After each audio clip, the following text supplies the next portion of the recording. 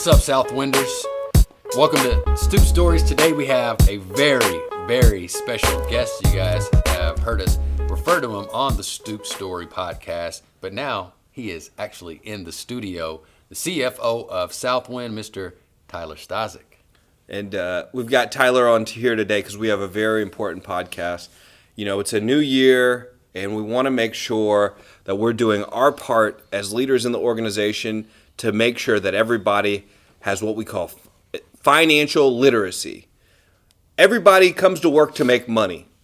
You know, ultimately, how much money you have is a reflection of how much money you save, and we have some questions we're going to ask Tyler here on the podcast to ensure that he's giving you his tips and tricks to getting financial wealth and independence. So one thing I want to tell you about Tyler, and this is full disclosure, he's probably one of the most financially astute people I've ever met in my life. He sacrifices, but makes all of the right financial decisions because he expects to live a life that most people can't dream of. And so he's going to tell you some tricks and some tips here that is going to help you get closer to that same reality. So let's go ahead and get started. So, Mr. Staszak, thanks for getting on the podcast with us. Appreciate you. Happy to be here. So my first question is, okay, so like everybody has financial challenges, or most people have financial challenges, and a lot of our listeners have questions about it. What's one key? What would you say is one key thing that has helped you ensure that you keep the right mindset when it comes to your finances?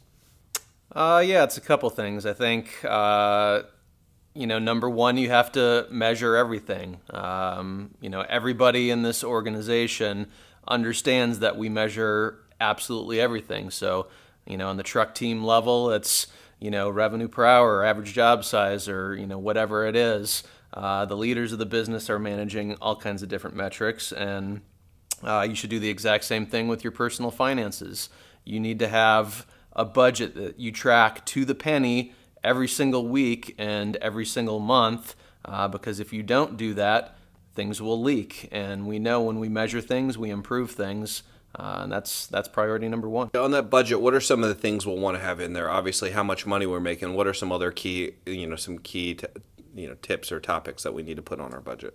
Yeah, I mean, I've created a spreadsheet that I'm happy to share with anybody, but, there's certain thresholds that you need to stay within. If you're spending, half of the money that you make on rent and utilities and, your cable bill, like, you're sunk already. So it really depends, from the people that we work with, what I see with younger people most often, it's not the big things that really get them. It's the death by 1,000 cuts. It's the, $20 at Quick Trip every day. It's the, going out every Friday and Saturday night and spending $100 each night. It's the, Amazon purchases. It's the $50 purchases time and time and time again that don't get tracked. It's easy. Like, I'll look at my credit card statement sometimes and, whatever my balance is at the end of the month, $1,000, $5,000, $10,000, it doesn't matter. And I'm looking for these big line items. I can't find one, man.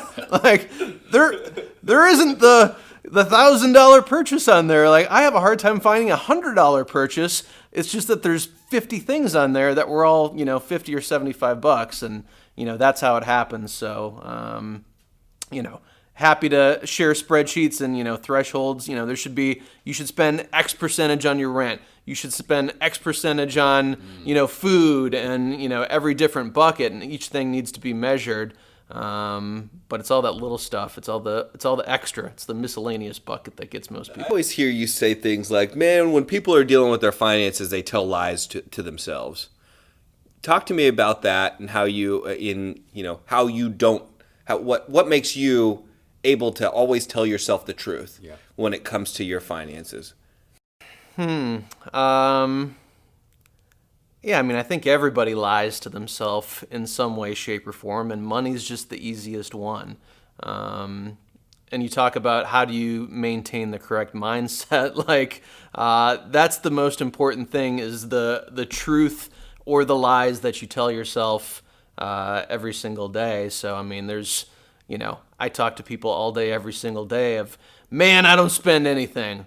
Like, dude, you're wearing Jordans and you're driving an $80,000 truck and you make 50 grand a year. Like, come on, man. Like, don't tell me that, you're broke because of something outside of your control. Ultimately, it's the choices that we make, and we just have to be honest with each other and with ourselves, and that's the most important thing. Man, that's great feedback. So, everybody wants to buy a new car, and they want to get the apartment or qualify for a house, and then they go to do that, and they realize that their credit isn't where they want it to be. They're in the 500s or even low 600s. Can you give us a couple tips on how we can increase our credit score?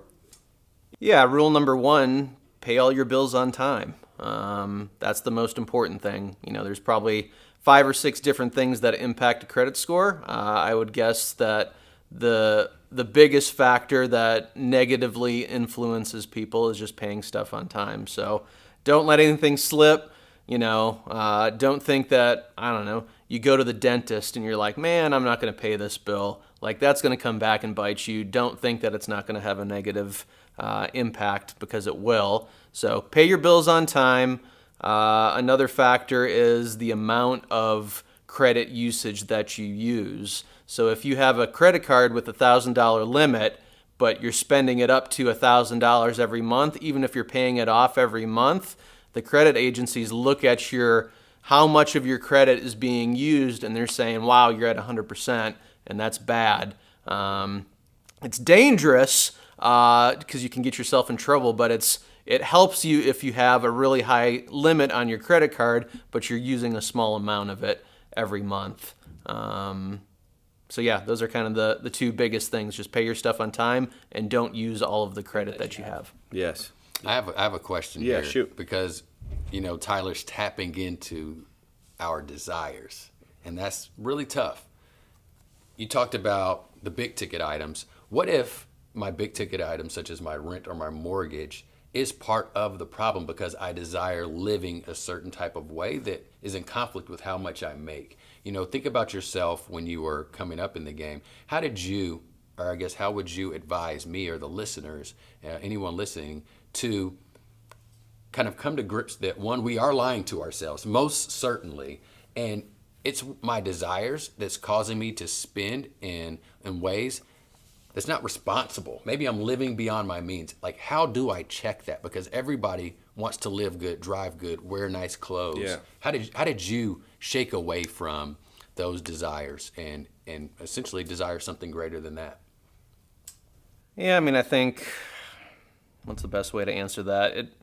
It boils down to self-confidence, really, and that could be a whole nother podcast. But I think, wanting the really nice apartment or the nice house or the nice car or the nice shoes or whatever, that's all well and good, and everybody likes nice shit. Like, come on, I do too. I really, really like nice stuff, but it's just not getting ahead of yourself. Like, as long as you're moving forward, I've learned that's probably the most important thing for any human being, is just to feel like they're moving forward.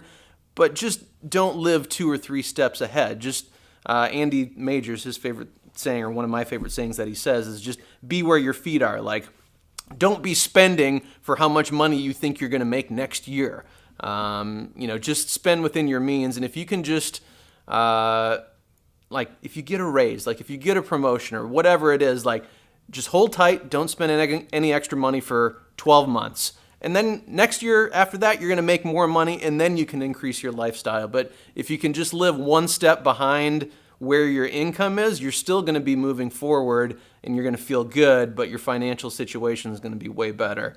And that's hard to do, but just not getting ahead of yourself, because it's not going to make you feel any better. Like, trust me, like, there's a million studies that have been done.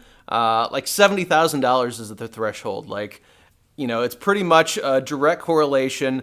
Up to $70,000, the more money you make, the happier you are. And once you hit that threshold, then money's meaningless after that. And I can speak from experience, that's absolutely positively true.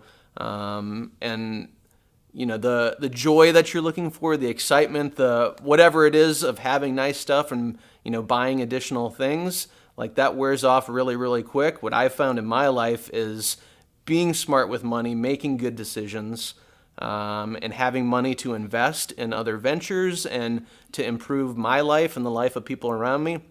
That's way more fun than, a new pair of shoes or a trip or whatever it is. Man, well said. In there, you gave us a tip for saving money. You said, hey, if I get a promotion, this year, I just got more money this year. Don't spend that money. Just hold off, and then next year you can kind of spend you're living a year behind is what you called it. Yeah. And I thought that was a really good tip. Is there any other tips you can give us about how do I save money? I mean, I got a paycheck coming on Friday. How can I save some? Yeah, you got to create the budget first. So, if you get paid every week, if you get paid every 2 weeks, whatever it is, pretty close how much money you're going to make every single month, and you just have to budget and allocate accordingly. And there's lots of different tricks. I mean, you can have 5 different checking accounts if you want to, and this is, every week I have to put this much money into this account because that's my rent fund and this is my car fund or whatever it is. You can do it with cash and envelopes or whatever, and oh man, the entertainment envelope's empty. I guess I'm not going out tonight because I've already spent that money. But ultimately, it just comes down to a budget and literally knowing where every single penny you have is going. Because if you don't track it, it will go out the back door. Yeah, we'll upload a budget to this podcast in the notes section that you guys can access. Okay, so it's the end of the year, and I'm going to get my W-2 really soon here. Actually, I just saw them; a whole stack of them got delivered in the mail yesterday. I'm going to open that up, and a lot of our listeners are going to open that up and recognize that they made a lot of money, and then they're going to revert back to their checking accounts and realize that they don't have nearly as much in there as they want. And you've given us some tips, throughout the year, is there anything else you can think about that you can do to ensure that, we're keeping a necessary amount of money? How much should I be saving every week? Is there a number that I'm looking for? Or? Yeah, I mean, truthfully, if you want to get ahead in life, if you want to, have the down payment for a house, if you want to invest in a business or, do whatever, you're going to have capital for that. So, I mean, at a minimum, you've got to live your lifestyle to where you can save 10% of your take-home income. And that should be the goal of everybody. Also, to that point, everybody needs to have some kind of an emergency fund. What often happens is something comes up, right? You have an unexpected bill, and it's, you got to spend $500 on new tires, which really isn't unexpected because you've been looking at your tires for the last 2 years being bald, but or whatever, your battery goes out, or whatever it is, stuff comes up, and it's one little thing that often snowballs things out of control where you didn't have the money for it, you had to spend the $500 or the $1,000, and then you put it on the credit card, and then you didn't scale back the next month, and you kept living the way you were living, and then you're racking up 27% interest. So, have an emergency fund, at least $1,000. I mean, it really should be, at least 2 weeks of pay is a good place to start that everybody should, shoot for. But then, every single month, aim to save 10% of your income. And what I've learned in life is you don't know when the opportunity is going to come to do something great, or to, the good opportunity comes up, whatever it is, you have to have capital at all times to take advantage of things that come across your plate. And if you're not living life in the way that you should be, if you're not preparing for the future, one day the future is going to be there and you're not going to be ready, and opportunities are going to pass you by. Well said. So 10% of all take-home pay. So when you get your check, you can ask Mickey, or if you're listening, if you're another listener, ask your HR professional. You can create 2 accounts for a direct deposit, and they can actually take 10% and put it in a separate account for you, so you don't even see it.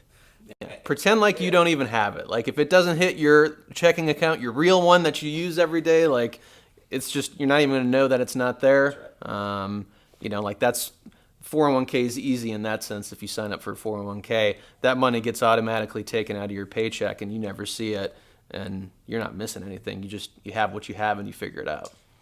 Yeah, two actionables that I'm hearing, and I'm loving every bit of it because through your tutelage, I've followed these principles, and I appreciate where my life is at since then. 10% of your income should be in savings. If you don't have that right now, we know that we've been living irresponsibly. And we should be measuring and tracking everything, which we will upload to this podcast, a tool for you to do so. So really, it's all about those two things. Once I have a place to go to know where every dollar is going, it helps me be a better manager of my resources. And then it also helps me put into check the desires that I have. Because here's what I know to be true. Everybody wants more than they currently have. And everything is available to all of us. And somebody has what we want. And someone's going to get what we want in the future. It's our jobs to make sure that those people are us. So in order to do that, we have to become extremely financially disciplined. And we've got to track and measure things. I love what Tyler says. I know he says, be where your feet are, but he told me, man, you can't live too high on the hog. And that stuck. So I remember I was on the hog's head just going. And Tyler told me, that, dude, what are you doing? You're too high on the hog there, man. And now I'm down by the rump, where they get the pulled pork from, I believe. I'm living, because it takes what it takes at the end of the day. Here's one important thing that I want to say. Like, you can have everything in your life. Great, man. You can have awesome wife, husband, kids, friends, live in a great city. You can have everything in your life lined up perfectly, but if your personal finances are not in order, you are not going to be happy with your life. It will infect, in a negative way, every aspect of your life if your personal finances are messed up. And I know people can relate. It's just true. Like, if your personal finances are messed up, everything is going to be a struggle in your life. If your personal finances are in order, man, you got the table set to do great things. Yeah, and I'll start off by just saying, these principles, I know that they're not easy. And I know a lot of you guys feel like you've been doing the best that you can. And all three of us sitting here, you may be thinking, listening to this thinking, oh, these rich guys sitting here telling us this stuff, they don't know what it's like to be me, and they don't know what it's like to be like me. And I would just let you know that that's just not true. All of us sitting here on this couch, we know what it's like to be you because we were you.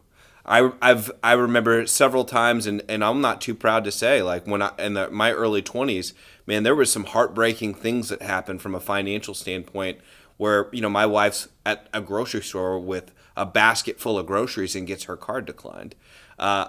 We know what it feels like to be humbled by finances, and that's even more of a reason for us to want to give you this information. And it leads me to the next thing. If you're a leader listening to this, it is your absolute responsibility to help ensure that your people become financially literate. Because just like Tyler said, if your finances are in order and you have everything else in life is working for you, but that's not, it feels like everything in life isn't working for you. And it's impossible for you to do your best work if you're having financial challenges. So let's help our people learn how to take care of their money, and so they can take care of their family and can live the life of their dreams. Anything else from you guys today before we get off the podcast today? I think this was a home run. I really appreciate Tyler hopping in the Stoop. Yeah, thank you so much, Tyler. I thought that the information you gave was incredible. And then, again, we'll upload a document that Tyler's created that's just a simple budget that you guys can fill out, and it'll help you understand where you are right now. So with that being said, thank you so much for listening. And as my man LaDrew would say, get off the stoop.